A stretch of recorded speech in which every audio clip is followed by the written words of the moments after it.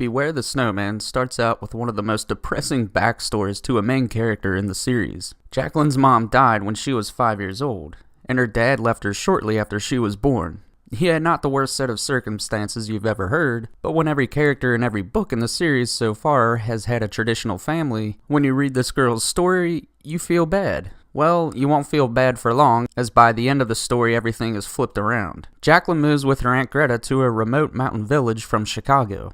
There are snowmen everywhere with red scarves and scars on their faces. Local legend has it that a living snowman lives in an ice cave up on the mountain. The snowman was created by two sorcerers who chased it into a cave after it had turned evil, and has been there ever since. The cave is guarded by a guy named Conrad who wards off anyone straying too close. The snowmen around town were erected to appease the snowman should he ever escape. Ignoring all the warnings and common sense, Jacqueline goes to the cave not knowing what to expect. But this being a Goosebumps book, she comes face to face with the snowman, who reveals himself to be her father. The way this is revealed is too close to this scene in Empire Strikes Back to be a coincidence. At the end of chapter 25, Snowman says, "I am your father." And sure enough, on the next page, Jacqueline cries out, "That's impossible!" Well, turns out she was right. Her Aunt Greta appears and says the snowman is lying. At this point, the snowmen from the village show up to rush the monster and entomb him in the cave wall. Who sent them? Conrad, who reveals himself to be Jacqueline's true father. He never died, like Jacqueline had been led to believe, but he felt he owed it to the village to stay behind after he and Jacqueline's mother created the snowman. And this has been the days of our lives. How I Learned to Fly. This is one of my absolute favorite Goosebumps books. The story follows Jack Johnson, not to be confused with John Jackson. Jack is a friend, bully, named Wilson.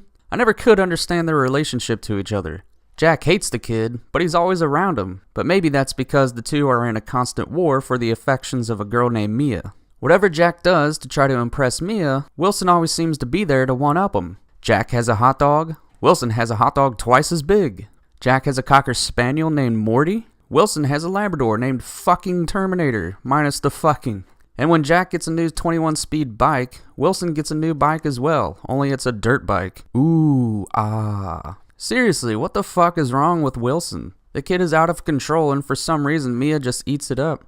It made me physically ill every time she cheered Wilson on when he showed up Jack. If I was Jack, I'd have said to hell with her and fucked right off.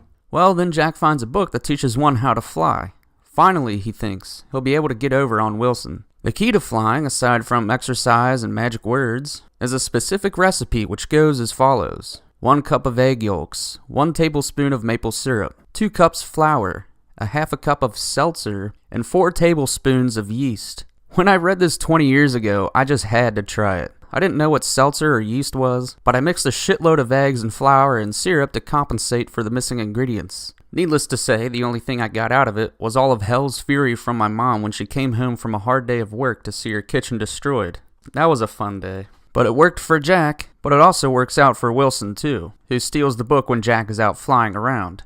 The two quickly become famous and eventually meet to do a globally televised race to see who's faster. Jack, the trials of public life already wearing on him, pretends that his flying powers have dissipated, while Wilson soars away off into a brave new world of paparazzi and scientists wanting to run experiments on him. While Wilson is doing shows and photo shoots, Jack stays home and gets closer with Mia. This was, and still is, an awesome book. Almost a fable in the way it turns out.